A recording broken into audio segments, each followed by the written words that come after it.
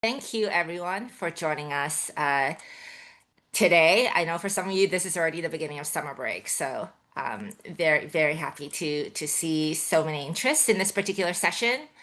I'm your host, Angela. I was a alum for the Terra-Do Learning in Action course, the Axolotl cohort. Really loved the course, loved the community, and now serve as a community ambassador to moderate amazing events that the Terra-Do put on regularly. I'm also working in a CDR space, so really excited about today's session. I work with Vaulted Deep, that is a biomass burial pathway. You'll learn that there's so many different pathways to CDR, and today we're going to talk about direct air capture. On top of that, I'm also working with sustainability leaders to host many peer-to-peer roundtables to understand their pain point and how to catalyze more carbon removal purchases. Enough about me. I'm going to introduce our amazing speaker today, who is a Terra-Do instructor. He will tell you more about his course throughout the session. Silvan Aeschlimann. So Silvan is an independent climate advisor specializing in CDR solutions. He previously advised the RMI Startup Accelerator, third derivative, on a CDR portfolio.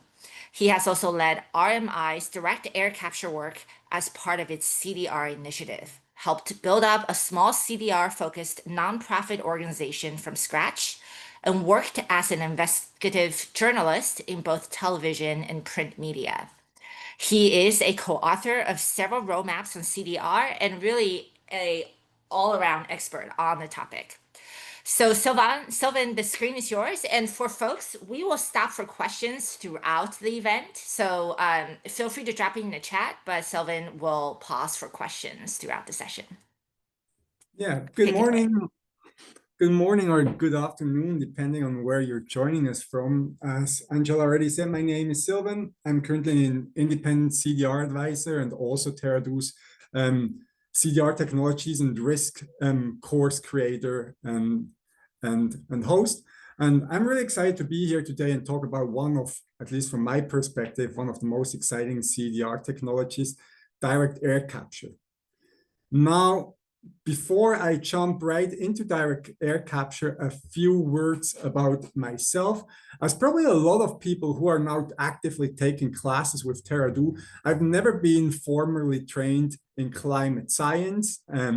I've been an economist, or I've been trained as an economist, then had a first career as a journalist, and really after that thought that I didn't really only want to report on problems, but actually be involved in solving them. So I had to come up myself a very, very steep learning curve. Unfortunately, at that time, Terra-Do didn't exist yet. So otherwise, I guess that would have been faster. So it took me quite a while to get up to this learning curve.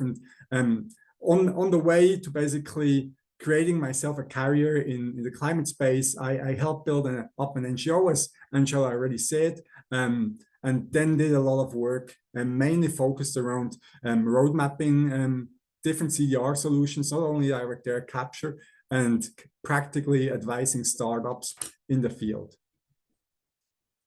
Now, the plan for today looks as it is outlined on this slide. Normally, when I talk about direct air capture, I first talk about climate science, then say why CDR is needed, and then zoom into direct air capture. Now today, I'd like to take a little bit a different approach and basically jump right into direct air capture and the main criticisms around it. So what we're going to be doing, I'm just going to briefly first introduce direct air capture and also talk a little bit about the current context, because there's been a lot of news in the direct air capture space, also negative news since kind of like the change in I'd say the political sphere, especially in the US. So I kind of like want to say what is new, kind of like, or what is brand new in the last 5 months, introduce direct air capture, and then jump right into the most important criticisms, and then kind of like elaborate on kind of like how fair they are. Most of them are very fair, and what we can actually say in favor of direct air capture. And in the end, I'm going to try to leave as much time as possible for questions. But as Angela already said, if you have burning questions throughout the hour, just please jump in and raise your hand, post them in the chat. So we're just going to answer them as we go. Now, what you see here is basically the world's biggest direct air capture plant. It's located, it's called a Mammoth plant. It's basically by the company Climeworks, and it's currently located, or it's always going to be located, it's located in Iceland. So direct air capture in a nutshell is what it sounds like. Think of it as a giant vacuum cleaner that basically soaks out CO2 off the air. So it's a vacuum cleaner, this time just not for basically dust and things like that, but for CO2. Compared to normal vacuum cleaners, CO2 in the atmosphere is quite rare. So there are only very, very few particles in the air, about 400 ppm, parts per million, which makes basically sucking out the CO2 very, very time intensive, not time intensive, energy intensive, and hence expensive. What we see here, this plant, the biggest one, once it's going to be fully built, it's going to have a capacity of about 36,000 tons a year. I'm saying when it has full capacity because currently not all of the collectors are installed. I think only about 9 of them are installed yet, and Climeworks had kind of like to face a few delays most recently. What actually happens with the CO2 once it's being pulled out of the air, it's being pumped down the ground. This solution is called in situ mineralization. It's a specific form of basically pumping CO2 on the ground. You mix it with water before pumping it on the ground, and then it mineralizes with a basaltic rock underneath. What this means in layman's term, basically the CO2 becomes rock, and hence is there trapped for a very, very long time. Now, I wonder whether the screen here, has everyone's screen gone black, or can you still see the direct air capture plant? Somebody just became the host. Okay, all right, so I just went back to the slide. I think I can see it now again, so everybody should be able to see it again. Now, what I want to say about this plant, and that is important also around Climeworks. I don't really know how familiar people in this room are with direct air capture, and how much you've been following the news around direct air capture companies. So Climeworks just in May announced that they had to lay off 22% of their entire staff, which are about 106 people, which was kind of like a little bit of a shockwave going through the direct air capture community, at least for some people. Other people, me included, basically expected that to happen, not necessarily with Climeworks, but rather with respect to the overall industry, because one can certainly say that direct air capture has been hyped a lot over the last few years, and the consequence of a hype is usually when we talk about very, very new technology, also some sort of a cool down or a consolidation phase. So with that, I'm going to change to the next slide, which is basically supposed to summarize the direct air capture industry in about 5 numbers. When I'm usually talking about the state of the direct air capture industry as a whole, I like to use a metaphor that hasn't been developed by myself, but the former lead of the X Prize, who basically said, imagine it as a teenager. It's basically where direct air capture overall is at the stage where it's a nascent industry. It's not really a baby anymore, so we're actually already doing real business. However, also sometimes we're just kind of like pretending we're doing a real business because we're not fully there yet. Hence, they're a teenager. What this means with respect to numbers is there are now more than 100 direct air capture startups out there. There are quite a lot of operational facilities. And when I say operational facilities, I mean facilities that are bigger than just a pilot. I'm talking basically about a facility that can capture hundreds of tons, not just kind of like a few tons. If we're just talking about pilots, we would have a massive number right there on the left side over here. And there's been a lot of funding being raised, and until recently, we were able to say that there was massive government support. Because the US government basically, they have a direct air capture hub project, and basically promised that they were going to invest $3.5 billion in direct air capture over the next few years, or over the next 5 to 10 years, more specifically. What now happened with the Trump administration is basically all these fundings were basically being frozen and are currently under assessment. What this basically means in practice is that nobody really knows exactly what's going to happen there, because on one side, there are basically being contracts signed by the government. So there's basically the law saying this money should actually be paid out. But as we've already seen over the last 5 months, kind of like things around Dodge in the US can get pretty messy.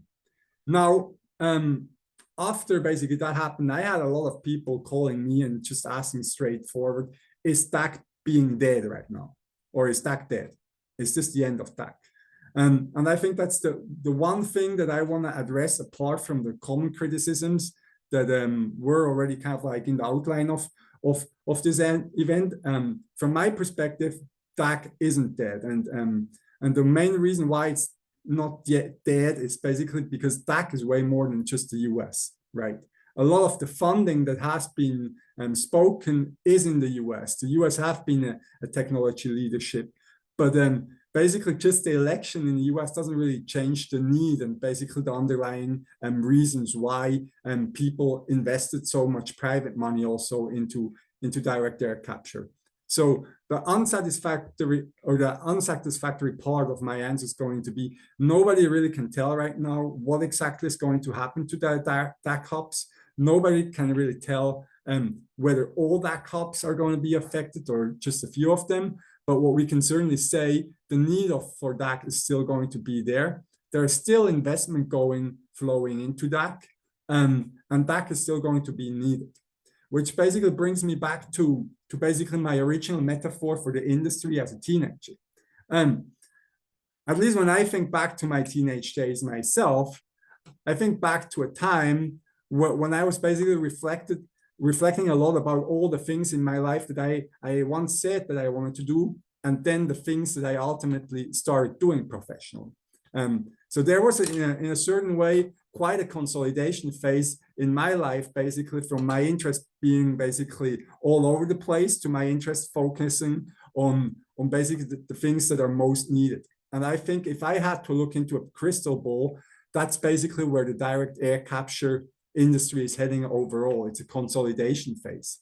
We're going to see companies that are not surviving, and maybe a few because they don't have leading technologies, a few because they bet on the wrong geographies, a few because they bet on the wrong storage projects, and a few because they simply didn't have the best business cases. But that doesn't necessarily mean DAC as a whole is going to be dead.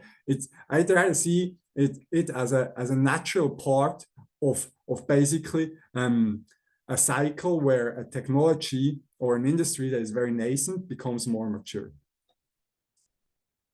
I'm going to do one more slide, and then I'm quickly gonna stop for questions.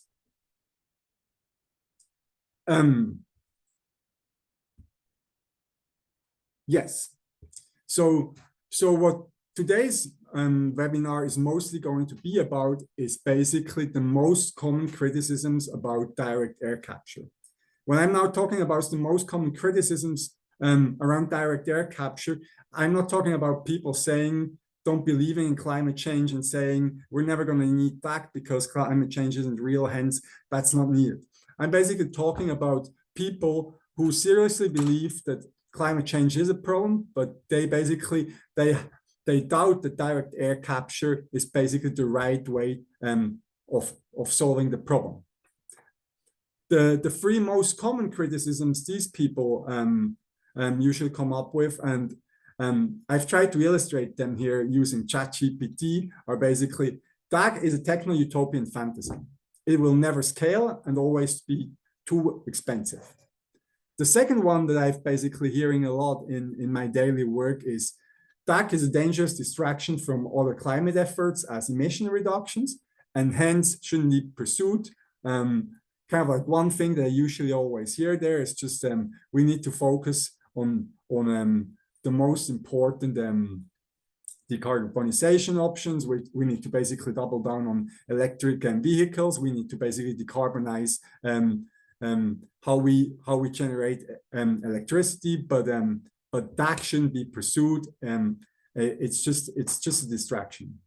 And then the last one, I think that's also the one that usually lends itself the best for negative headlines in mainstream media. Is DAC is just a cover for big polluters to continue emitting. The one thing that is usually quoted there is basically Oxy CEO when he basically bought after buying a DAC company called Carbon Engineering. He basically supposedly said internally, now that we bought that company, we can just continue business as usual for the next 20 years. Great job, people. And that's basically the criticism that is meant with basically that illustration on the very right side. Here, I'd like just to pause and ask whether there are any questions in the room around kind of like the political environment that I touched upon and basically these most common criticiss.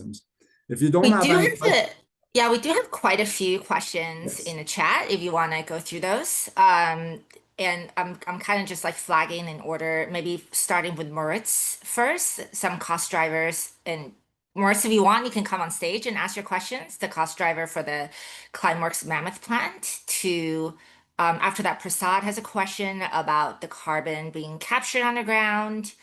Catalan has a question about how has China reacted to the change of political direction? And then earlier on, Brian has a question on how do you get experience in DAC without any experience in DAC? All right. Should I just? Or sorry. Yeah, Moritz, would you want to explain more about your question on the cost driver? It's quite detailed, but I think or might be interesting to everyone because I was just wondering if you know anything about the cost drivers per ton of removed CO2 for the Climeworks Mammoth plant, because I was assuming, or I am assuming, that the energy is quite cheap in Iceland because of geothermal, and I think you mentioned, well, I think my number is like 700, but I think you say 1,000. That's even higher per ton.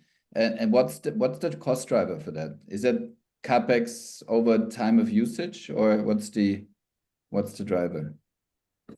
Yes, very good question. I'm going to try to answer that in less than 2 minutes, I'd say, because I could talk about that for a long time. That these kind of like these reflections or these questions basically were at the core of the work that I did over the last few years. I wrote a paper called, I don't really recall exactly what it's called, but I can share you afterwards. Basically a roadmap on DAC to 2050, where we analyzed all economic analysis that are out there, not just basically for solid sorbents, but also for other DAC technologies, and basically broke them all down and compared them to each other. Cool. So can you share the link in the notes or somewhere? Yes. I mean, sorry, I'm not now. I'm gonna take a note, and I'm gonna do that once I get out of presentation mode, because I'm already kind of like with 2 screens here, but I'm gonna share the link.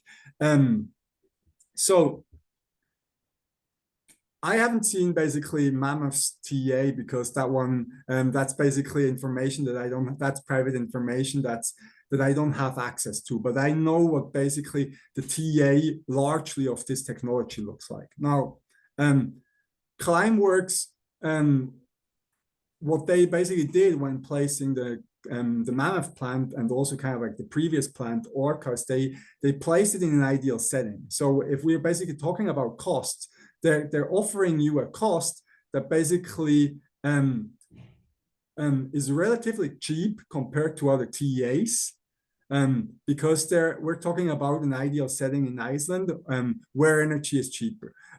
So if I'm basically saying $1,000 roughly for direct air capture, that's basically meant at scale. that basically means you cannot just take one plant. You'd actually need to build plenty of these plants. You're not going to have basically the ideal setting of a specific location anymore. So what this means with respect to your cost curve, you would basically say that your cost curve starts relatively low because you're still in a second or third iteration. Then it goes even a little bit up because you don't have any ideal settings anymore for basically the next iterations of plans. Could potentially go up, and then it's going to go down again as basically economies of scale start basically kicking in.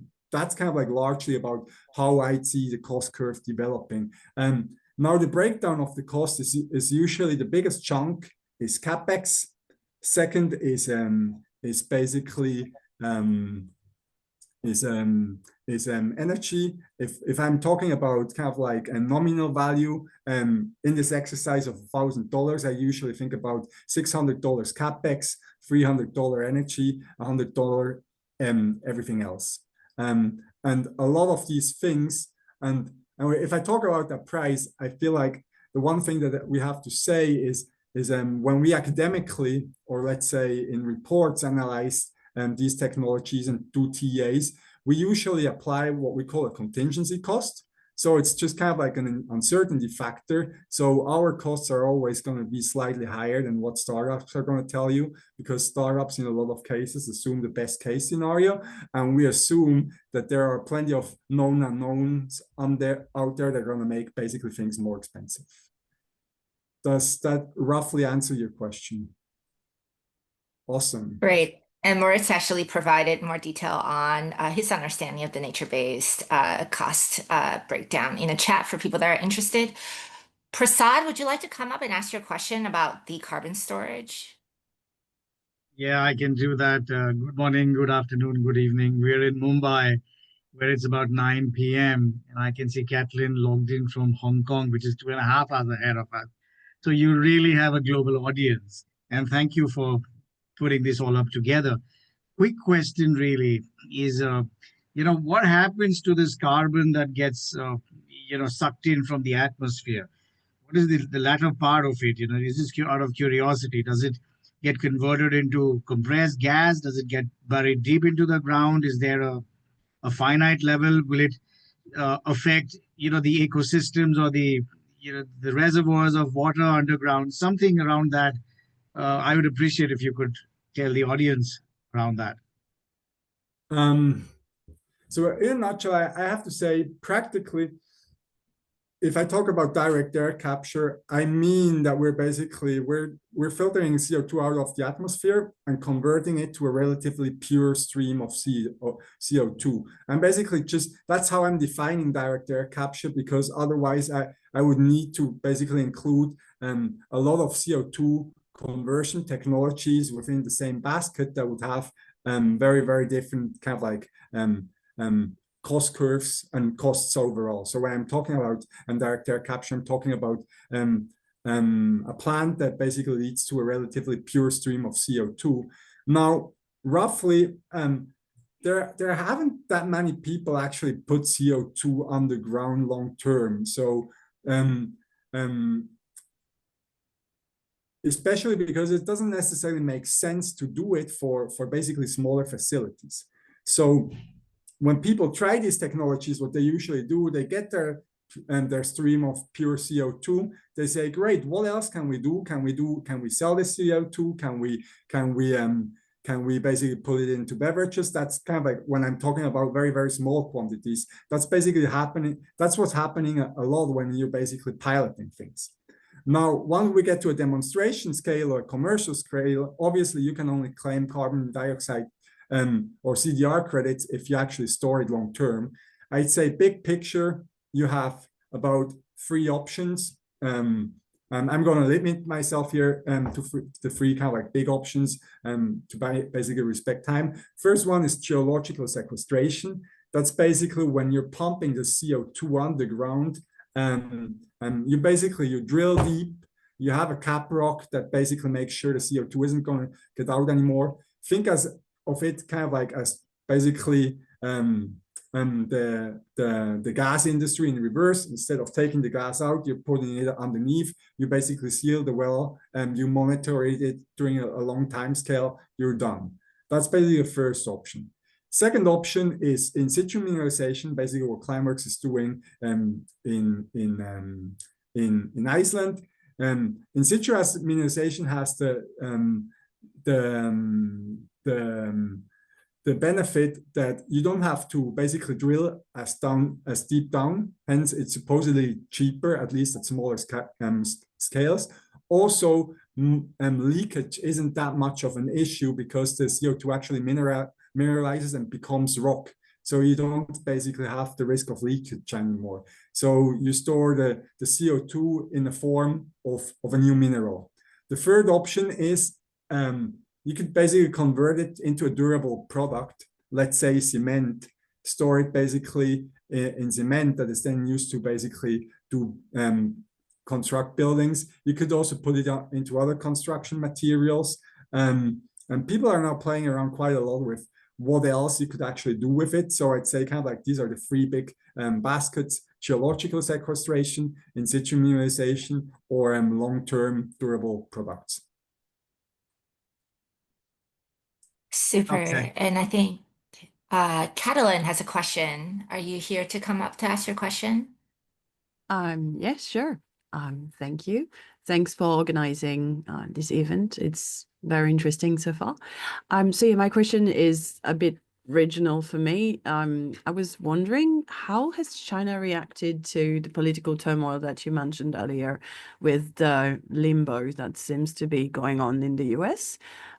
Because I know that they did try to show up on the DACCs, but that was back before the Trump administration, the second Trump administration. And I'm wondering if there's been any change noticeable in the last few months, let's say. I have to admit, I've never closely followed what China was doing, kind of like, especially not in the direct air capture space, because if I'm thinking about direct air capture and Asia, basically Japan was the country that I had closest on my radar, especially because China was is bigger with respect to basically the biomass sphere. But I haven't followed any political developments recently in China with respect to CDR. So there isn't really that much more that I could share about that. Okay, no worries. Thank you. We do have a job seeker question from Brian. Brian, would you like to come up and ask your question?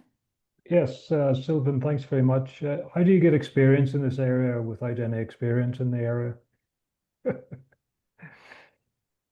I'm sorry, could you repeat that? How, I didn't hear that. how do you get experience in DAC without having any experience? Yeah, I'm not really sure whether my career actually can serve as a blueprint. I got into CDR in early 2020 during the pandemic. Okay. CDR was basically something nobody was talking about. But given the pandemic, there were a lot of powerful people being bored around the globe. That's kind of like how I describe it. So I met a few people that were very, very excited about CDR, that basically said, given this is so small and everyone is only talking about trees and maybe kind of like Climeworks, we should really map out how governments can basically direct their kind of like their funding into technology best, kind of like which scientific programs that they should fund, so that the right projects are on the way. So I was the first employee of an NGO called the Climate Map. And it was there to do what the name kind of like says, mapping basically something specifically CDR. So that's how I got my own experience, kind of like by learning by doing. What I did parallel to my job, I went as a listener to ETH, which is kind of like the main technical university in Switzerland, and basically got to study for the first time in my life, kind of like on a paid basis, which was amazing. You know, it's kind of like you learn at the same time, it's kind of like part of your job. So So one side of my job was basically basically building a roadmap. You could say we didn't have titles like that yet, but there was just a director and me. So you could say I was kind of like head of product. He was basically responsible for bringing in the money. I was responsible for basically building a roadmap of a first prototype, not back. I did geochemical CDR solutions, so everything around enhanced rock weathering, ocean alkalinity enhancement. And the first thing that we did, given we weren't really experts ourselves yet with respect to CDR, we partnered up with universities. And we basically brought in professors and fellows from universities to basically do the most academic or part of the work. You could basically say, so I practically did what usually kind of like management consultants do. They brought in all the scientific information, and my job was to basically translate that into something actionable that basically people with a lot of money would be basically interested in reading. And so for a couple of years, I was basically managing scientific teams. And that's how I then got basically my own experience kind of like with the very, very technical stuff. Basically, I had to learn how to actually analyze TAs, how to normalize them. That was the part of the basically the steepest part of my own learning curve. I had an employee once that joked, she had a PhD in direct air capture, and they basically told me after concluding the project, they should actually give me a PhD too, because I'm doing exactly the same work that she had to do during her university time, but it's just not being recognized academically. So in a certain way, I became an author on kind of like peer-reviewed papers, but without the academic background. So a lot of basically self-taught experience and a lot of learning by doing, but also basically very, very grateful for being surrounded by the kind of like biggest experts academically in the field for years, and basically having them as references to basically ask all the stupid questions that you would have in the beginning, because you don't really get what you're doing, at least over the first couple of months. Fantastic. Thank you very much indeed. Yeah, I would actually kind of add on to that note of, if you take a look at all the CDR jobs out there, many of them are functional jobs. So depending on what your background is, if you're an engineer, if you are working finance, if you're in business development, go-to-market, or policy, that their startups are really looking for functional experts, and then to kind of go into this specific domain. So you can really find quite a few job matches if you understand what expertise you have and how do you tell that story to bring your transferable skills into DAC.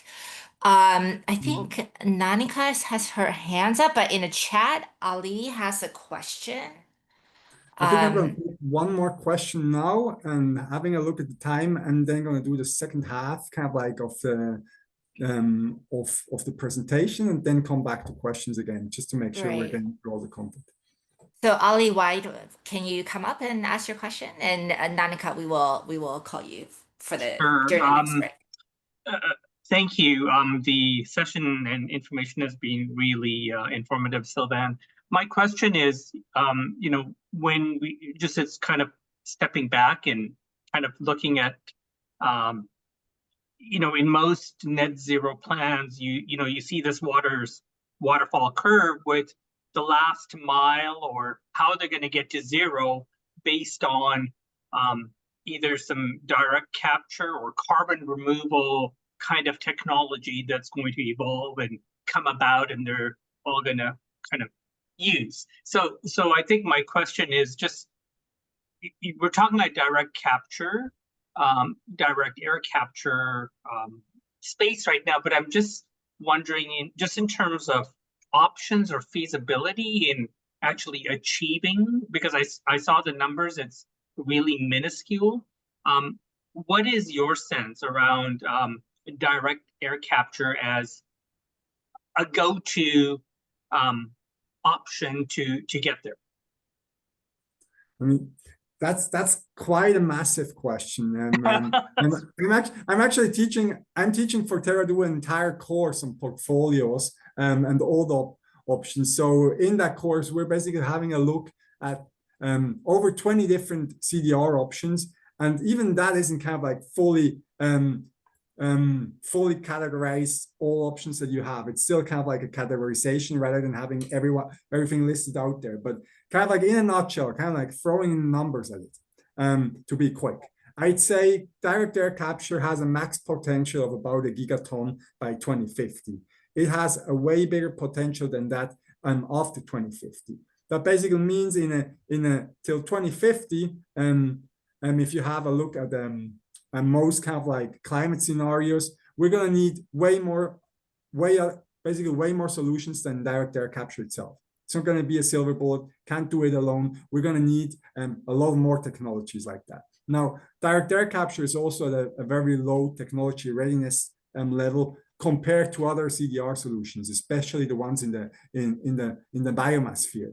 So that basically means if you ask me to basically look into a crystal ball, and that's now not, it's science grounded, but it's also just an opinion, as you could ask anyone else. I basically say till 2050, we're going to need a lot of biomass-based CDR technologies, just because the rock-based ones and the ones like direct air capture that we call synthetic in our course, or direct air ocean capture, they're not going to be able to scale quickly enough to basically to get to way more than a gigaton level by 2050.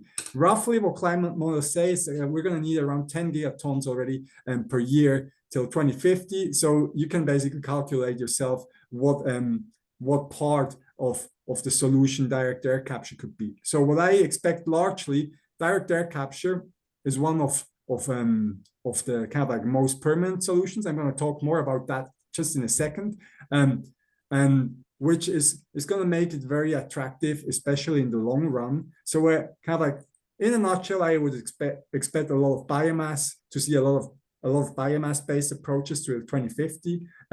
Some direct air capture somewhere between half a gigaton and a gigaton till 2050. Same for the rock-based approaches. And then I would expect that to change basically in the second half of the century. Can I add something? Yes. Yeah, so putting a buyer's hat on from the corporate perspective, paying for 1,000 a ton, and there are many tons to pay for, is really just not something most sustainability leaders would consider. There's no budget for that. So it makes sense for them to build, as Silvan said, a blended portfolio, right? So they would want to have some DAC because they recognize its long durability, but they do want to also incorporate other pathways that are, less expensive. And maybe there's always trade-offs between projects, but you can say, hey, I can, build these types of projects with these amount of durability with several pathways. And in that way, also gives them a diversified risk profile as well. But they can say, hey, in this portfolio, I do have some DAC, and they can proceed to talk about the benefit of doing that. But it's really rare to see a company just doubling down on, this is just the one project, the one pathway that we want to build on, because of cost and also because of technology risk, right? There's still a lot of unknown with many of these pathways. Now it's really time that we actually go back to the slides, not just because of time, but we're actually getting into the content of my next slide. So I hope I'm gonna answer some of the kind of like more specific points of these questions when having a look at these slides. So the chaos of direct air capture. So in a nutshell, if someone asks, why should we even care about direct air capture? Then I would basically give you this slide, and that's basically based on the best science out there. So on the left side, you basically see the average CDR in IPCC 1.5 scenarios with no overshooting. No overshooting basically means we're not going to basically go beyond 1.5 degrees warming and come back. On the right side of the left part of this slide, you basically see the average scenario for CDR needed in 2030, 2040, 2050, 2100 in overshooting scenarios. So there are a lot of numbers on that slide, but basically what they all have in common, they are very big. So we're always talking about gigatons. And I think that's the most important thing here. Basically, direct air capture is needed because pretty much all climate scenarios out there say we're not basically going to be able to limit warming to 1.5 degree without CDR. Now, as already explained kind of like previously when I answering your question was, there is not going to be any silver bullet with respect to it. Direct air capture can't do it alone. So we're gonna need basically a portfolio of solutions to basically get to what I roughly during your question said about 10 gigatons a year. Now, before I'm getting to the right side of the slide, the one more thing that I'd like to say is I haven't talked about emission reduction so far. And basically, what I usually say, what I started a lot of talks with in the past is basically a small metaphor for people to understand why both of these things are so important, and it's not an either or question. But I usually say, imagine teenager again drinks way too much, right? It's getting alcohol poisoned. What are the two things you actually have to do to save this teenager's life? The first thing is you take away the bottle, because if he's drinking anymore, that's not going to end well. Second thing is you're basically going to enter or bring him to an hospital and enter and basically empty his stomach. What you're not going to do is you're going to bring the teenager with the bottle in the hand into the hospital and empty his stomach while he's still drinking alcohol. And in this metaphor here, basically emptying the stomach is basically CDR. Emission reduction is basically stopping to drink alcohol. So basically, if you want to limit global warming to 1.5 degree by 2050, first thing that you have to do is take the bottle away, emission reductions. And given it's not going to be enough, given the teenager is already alcohol poisoned, and that's kind of like the state of our atmosphere with respect to CO2, you're going to have to empty his stomach. That's the reason why CDR is needed. Now, within that portfolio that we already now touched upon, DAC has some potential and benefits that other solutions don't have. That's the ones we see here on the right slide, on the right side of this slide. DAC, compared to other solutions, is pretty much uniquely scalable because the only major input that you have is electricity. Second, compared to other solutions, it's uniquely controllable. Basically, you can switch a plant off and on however you like. It's not necessarily going to be good for the plant, but if anything goes wrong, you can switch the plant off, nothing happens anymore.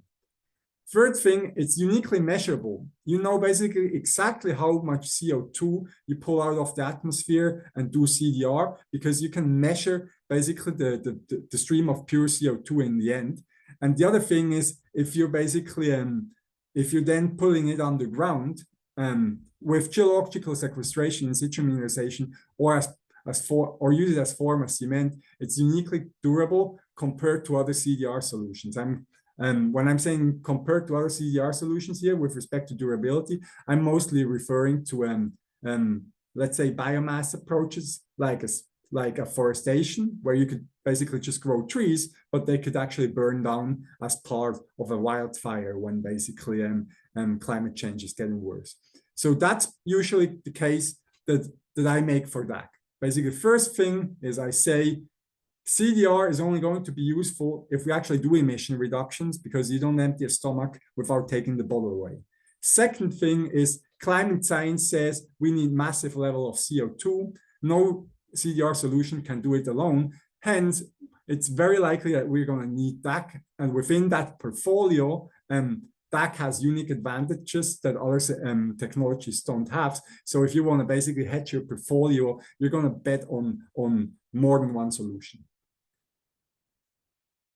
Now, coming back to the most important criticisms, starting with the first one, the DAC is a techno-utopian fantasy. It will never scale and always be too expensive. And first thing I really want to say with respect to all these criticisms, they are all very legitimate concerns. So I'm not going to say any of these are basically stupid and that's just wrong. Very, very far away from that. There are very, very legitimate concerns, and you cannot always counter all arguments.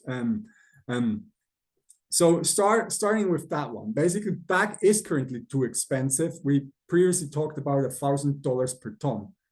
I think the thing that isn't true is that DAC cannot scale to a 1 gigaton level. In my previous job at RMI, when I was doing work for leading the DAC work for the CDRI initiative, we actually did an analysis on that, basically compared direct air capture to other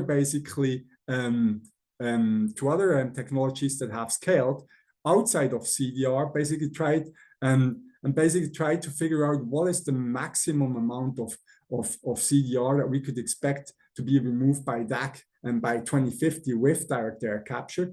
And that's how we came up with the number, saying roughly around 1 gigaton. We also basically mapped out how much that would mean with respect to what we need to achieve by 2030 to basically see that we're still on track. So first thing, direct air capture is currently too expensive. Second thing, it's not impossible for DAC to basically scale at this speed needed, but serious kind of like investment is needed, and we're also going to need policy support. So keep that in mind in context with what's currently happening in the US. Now, third point is with respect to cost reductions. I feel like when we're seeing this $1,000 a ton, we're usually kind of like talking about first generation DAC. These first generation DAC, kind of like the first DAC systems that were built there were usually kind of like built with the expectation to actually prove the system works, that it can be done, kind of like building it with cheap materials, rather simplistic, to basically not be too expensive in the short run, not necessarily with the idea to make them most energy efficient in the long run. So what we're now seeing when we're comparing kind of like TAs of different DAC technologies is that significant cost reductions can certainly be expected. Is this number of $100 that basically people always talk about in the industry going to be realistic? I very much doubt it. However, as we've recently seen with the Holocene Google deal, is that if you basically get tax benefits of $180 per ton, you can actually make a deal for direct air capture that at least has a face value of $100 apart from that. And I'd also say that's kind of like where I'd expect DAC technologies to go ballpark range. I think realistic is somewhere around $150 to $250 per ton in the long run.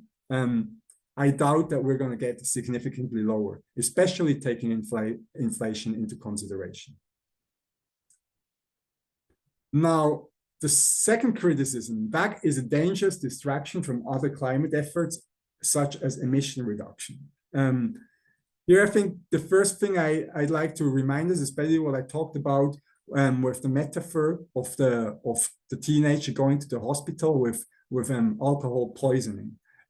Basically, climate science tells us right now that there is no other way around getting to 1.5 degree without CDR. So we're going to need both. Otherwise, it's not going to happen. We're going to need both, not just direct air capture, but we're going to need both CDR at massive scales and emission reductions. So the question isn't so much, is it a distraction? Because it's certainly needed, but the question is, what can you do that investment in CDR doesn't jeopardize emission reduction efforts? And an NGO called Carbon in Europe actually brought out and published a report already in 2030 in which they flagged the main things that you actually need to do when basically building up the climate ecosystem to basically prevent that basically investments in CDR jeopardize emission reduction efforts. I'm just going to mention, due to where we are with respect to time, I'm just going to mention the most important ones. I think the number one is removing obstacle for emission reductions. While this just sounds like a nice bullet point on a slide, I also want to give you a practical example of what that means. If you basically want to make sure that there are more electric cars in the world, you need to construct basically the infrastructure with respect to charging. So it's made to make it easier for the consumers or for the clients for electric cars to basically adopt them. So the one thing that you need to do policy-wise is reduce the obstacle for emission reduction. Hence, you need to basically put the infrastructure in place so that electric cars are getting adopted to make sure the emission reductions are happening. The second important thing is basically support CDR today. That might be a little bit counterintuitive, but in a nutshell, if you're not supporting CDR today and saying we're just going to basically put it in our climate strategies by 2030 or 2040 or 2050, the CDR is not going to be available at the time needed. Everyone is going to be basically compete for the same credits. And what you're going to end up with is basically an industry in which people are just competing for insufficient amount of CDR credits to basically claim that they're doing something for the climate, but they haven't really actually solved the problem in the past with respect to building the industry needed in the long run. And I think the last one that I want to mention here, it's also pretty much the most complex ones if you dig into it, is the number 3 on the list. Oops, now we went black again. The number 3 on the list to the right side here, there it says require like for like compensation. It basically means that you should only allow emissions that come from fossil fuels basically to be compensated with any kind of like emission reduction or basically or CDR technology that basically puts CO2 back on the ground in the long term. I'm saying it's complex here because what I'm not saying in that statement, you shouldn't be allowed to basically compensate with anything that is short-lived. So you shouldn't basically be able to compensate anything that stems from fossil fuel, that is kind of like taking things out of the long carbon cycle of the Earth with something that only goes into the short carbon cycle of the Earth, which is the biomass one. That's also a topic we're going to cover way deeper in the Terra 2 course I teach. Now, given we have 5 minutes left, I'm going to cover quickly my last slide, which is the first criticism, also the fastest one to cover. That is just a cover for big polluters to continue emitting. This is also usually called the moral hazard problem. And it's a problem that certainly has to be addressed. What I usually say when people say, you know, DAC is just going to be abused, I'm usually saying, where my position is, we cannot basically not develop a technology that could save us just because out of the fear that it could be abused. I'm not saying it's never going to be abused, but it's basically a policy question again, not so much should we develop the technology question. And the second point on this slide for me is basically how you would do it on a policy side. I think in the long run, what we're going to need is compliance markets. Basically, a physical price on carbon, basically requiring people that want to basically put CO2 into the atmosphere to just basically put it back. In a nutshell, I think the voluntary carbon market is great. I love it. It's important. It's super important as a starting place. But the numbers are just not going to be big enough to solve the problem in the long run. So kind of like systems like the cap and trade system in Europe, basically integrating CDR into such a system, that would be basically from a policy side the end game, I'd say, if you want direct air capture and also CDR to work. With that, I'm already at the end of my presentation. I'm now having a questions and answers slide, but I'm gonna stop sharing here so that I can actually look up the links I promised and put them in the chat. But basically, why I'm doing that, also, Angela already tell me what the questions are, so I can multitask and answer some questions while I'm looking for the link. Yeah, we don't have any more new questions in the chat. We did have Nanika, I believe, raised her hand earlier. Would you still want to ask a question?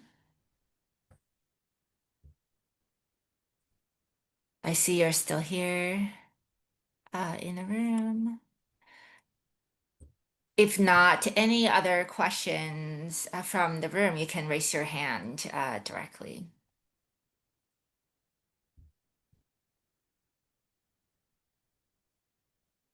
Yeah, we cannot hear you, Nanika.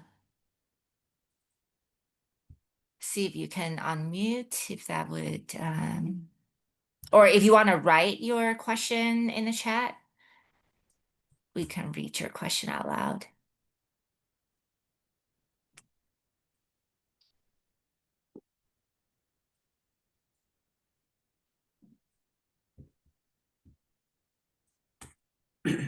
And while Nanika is writing out her question, there are a lot of exciting development with the cap and trade program. I think Japan has one potentially coming next year. So you're seeing a lot of Japanese investments directly into carbon removal companies.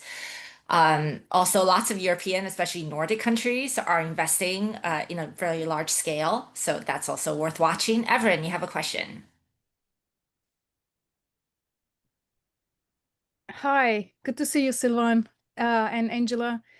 Silvan, I would love to hear about your frustrations with the DAX sector. Frustrations.